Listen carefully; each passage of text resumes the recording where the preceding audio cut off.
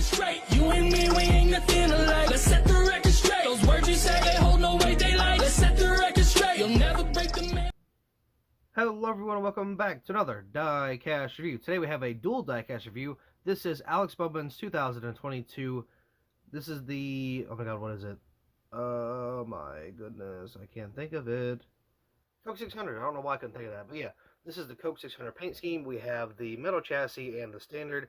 So we're going to be taking a look at both of them. Obviously they're the exact same, other than the base on the bottom being metal on the bottom one. But that is completely okay, because being a collector, I gotta have, you know, all the Bowman stuff I can. So with this being in a metal chassis edition, you know, I gotta have it, right? You know, you're talking to the same person who spent like $70 on a $5 car because it was a special finish. Yeah, I'm gonna get every single Bowman thing I can, if possible. So here's, you know, just more to add to the collection. I still have not reviewed the 2021 Coke 600 dual diecast review. It's still on my shelf sitting here, so I got to do that here very, very soon before it gets too outdated and nobody cares anymore. So, which I don't think nobody cares anymore anyway, because it's Bowman. But you know, whatever. Also, this guy just got signed, I believe, a 3-year extension contract with Hendrick, so that's going to be pretty cool. I think Ally signed a 5-year extension with Hendrick. I'm not too sure, but I know it was more than what Bowman has for a driver in terms of contract. So I don't know if they're completely giving up on Bowman just yet, but hey, 3 more years, I'll take it, man. Definitely don't want to see him anywhere else. He's in good equipment. He's got, you know, the speed for it. Sometimes, you know, it's just he's a little inconsistent, but hey, I mean, he's got wins for the past, oh my god, since when? 2019? And he started 2018, so that's, you know, pretty good. So hopefully Bowman stays quite some time. I really hope that he is able to prove himself over these next couple of years to really have a 5-year contract if possible. You know, I'd like to see that, but if not, it is what it is. But let's go ahead and crack these out of the box. Again, they look the exact same except for one's a metal chassis, but either way, we're going to get these out of the box and take a closer look. First up, we're going to take a look at the box. Now, the box is not very special in terms of differences between metal chassis and normal. This is the normal one, 2022 season, Hendrick, Alex Bowman, Cup Series, and Ages 4+. Now, on this side, it has, or on this one, it has the 2022 Next Gen season, Cup Series over here on this side, die-cast body and chassis, and then a limited edition adult collectible, Alex Bowman there. Then on the top, it has a warning, choking hazard, small parts, children 3 years, whatever, right? So yeah, there's not a big box difference, but there is a difference nonetheless. Now, for the actual die cast here, which one's the heavy one?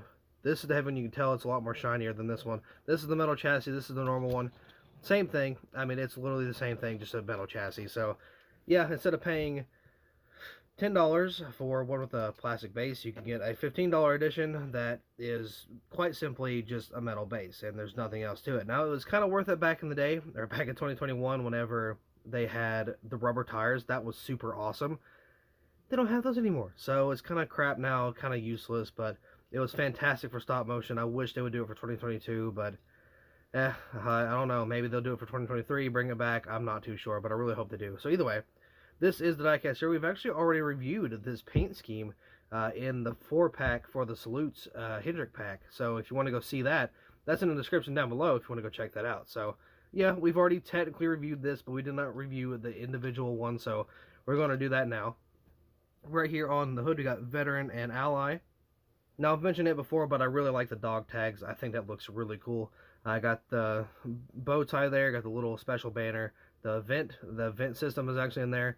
SPC Bayless, I believe that's how you say that. I could be completely wrong. I'm sure I botched that pretty hard, but I don't know what SPC stands for. I don't know what the abbreviation is, so, or what it's abbreviated for, or what position or whatever, because these are all, you know, fallen soldiers, so I'm not really too sure, but yeah, pretty awesome that they do the whole dedication thing, the whole, you know, salutes. I like that. That's really cool. Got special tires even. So yeah, pretty cool. NASCAR does that. They really care about the veterans. They really do. So I like that. I like how they have all these special paint schemes and stuff. The banner's really nice too. 48 on the roof, do it right, or Ally do it right on the roof behind that. Bowman on the rear name banner, Ally do it right on the deck lid. Got 2 little stars, and one's wrapped around the shark fin, which is something we don't really see very often. Right here on the back, we got Ally do it right, Camaro Z01. Got a Valvoline logo there, tail lights, bow tie, and 48. Over here on this side, I'll kind of zoom in a little bit and get a better look. Kind of got some blotchy spots. I guess that's something. Good old Lionel gave us HendrickCars.com and do it right. Got a little blotchy spot there. Valvoline, got some bubbles there. Got the winter sticker from Las Vegas. Alex Bowman, Acronis, Oxalta, Cincinnati, Freightliner, Mac Tools, and Simons there. Got Ally right there with these stars. I really like the star pattern. I think that looks really good. What I like the most is how the star is here, and then it opens up the side panel for more stars. I think that looks really, really good. And of course, the 48 opening into the star looks really nice too. Got the Cup Series, Goodyear, NASCAR salutes. Got the salutes tires, Sunoco. Then right here on the front, nothing special. It's a nice all blue front end. We got the 48 Sunoco Hendrick cars, or not Hendrick cars, Team Hendrick, or just Hendrick Motorsports there. So yeah, I mean, pretty simple, a really nice paint scheme. But here is the metal chassis edition. We're going to do a side-by-side with that. Now, of course, the exact same thing. This is a little different because it's just decal a little different. But yeah, I mean, it's the exact same copy-paste. There is no difference. I wouldn't be surprised if they just took out the metal or the plastic chassis and swapped it with the metal one in terms of, you know, making this the metal chassis. But I mean, you know what? This was a lot lighter. This is $15. This is $10. So, I mean, I hate to spend $15 on a little diecast like this. I really do. But I mean, again, as a collector, as a super fan of Bowman, I gotta have everything that he has. It's almost like Dale Jr. Every Junior thing I had, I would pick up if I could. You know, every Earnhardt thing I had, I would try to make something out of it. But yeah, either way, really cool little diecast here. I like how everything's looking. Again, I love the blue, the red, the white. All of them are just really, really cool. So, I mean, yeah, it's mixed really well. Again, we got the metal chassis. But look how shiny that is, man. I wish the rubber tires were something they would keep. But, I mean, I guess not. Now, really cool paint scheme. Okay, so this technically makes the third paint scheme I have for this car, or the third diecast I have for this car, just, again, simply because it came with a 4-pack for Hendrick. So I'm glad they did, like, a single release, too. I believe they did that with Elliott, Larson, and Byron also. Same thing for the throwback pack. Pretty sure they did the same thing there. Now, I never really pick up the metal chassis for obvious reasons. Too expensive, not a lot more detail to it. Again, if it was the metal chassis and the rubber tires, that would be insane. I would love that. But what I would love for them to do for a quote-unquote elite diecast, not even have a metal chassis. I'm not worried about the metal chassis. Bring back the tires and have the hoods open up like they used to back with action. Please, that's all I ask. That would be the best thing ever. You don't even have to do the deck lid anymore. They used to do those back in the day. For the 164s, that have rubber tires, an opening hood with an engine inside, and an opening deck lid. You don't even have to do the deck lid anymore. Just the hood is perfectly fine by me. Even if you don't do the rubber tires, just the hood, perfectly fine. I would pay for that absolutely every single time. Man, I'll tell you what, I've said it once and I'll say it again. If I was in charge of making these diecasts, they would be absolutely incredible. I'm talking like, I mean, yeah, they'd be about 15, but they would have, you know, the opening hoods, deck lids, rubber tires, metal chassis, all that stuff. For freaking 15, that's a pretty decent deal considering what we're getting for quality and detail nowadays. We're paying over $100 for an elite, quote-unquote elite 124 that comes with a difference of an antenna, opening deck lid, and suspension and a metal body or a metal undercarriage for the ARCs. Like that's what the difference is. So the ARCs are like 80 and the elites are like 100 and something.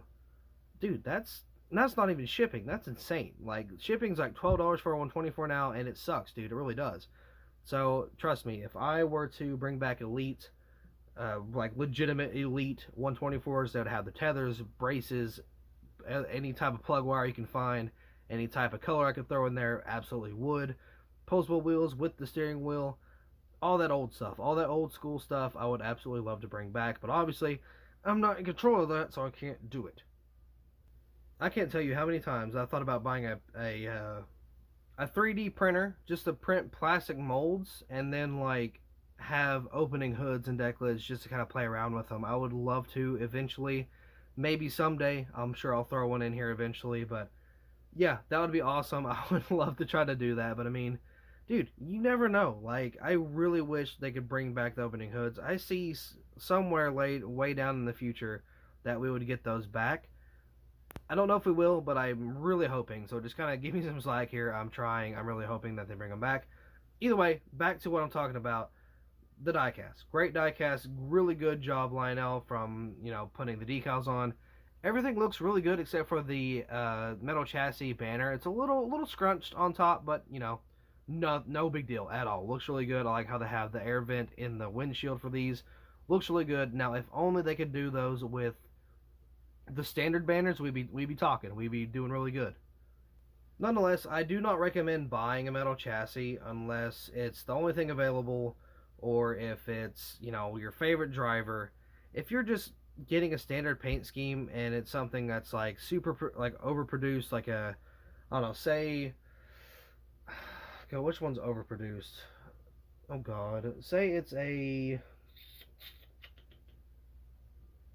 I don't know, say it's some Eric Jones paint scheme or something. That's, no, we'll do Christopher Bell. Christopher Bell's kind of overproduced, so we'll do Christopher Bell, and it's not worth it. I don't really think it is. It's just, I don't know. It's just not worth it. $15 for a $10 car with a metal chassis base.